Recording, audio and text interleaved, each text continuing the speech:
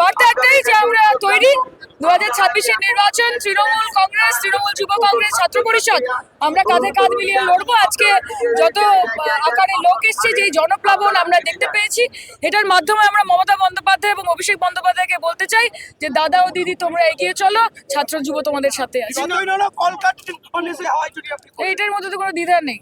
কলকাঠি তো 2021 থেকেই নাড়ছে, তার আগে থেকে নাড়ছে, কিন্তু এত কলকাঠি নাড়ার পরে তো নবান্নতে হাওয়াই চড়িটাই সবসময় যায়, কারণ বাংলার মানুষের আশীর্বাদ মমতা বন্দ্যোপাধ্যায়ের সঙ্গে রয়েছে।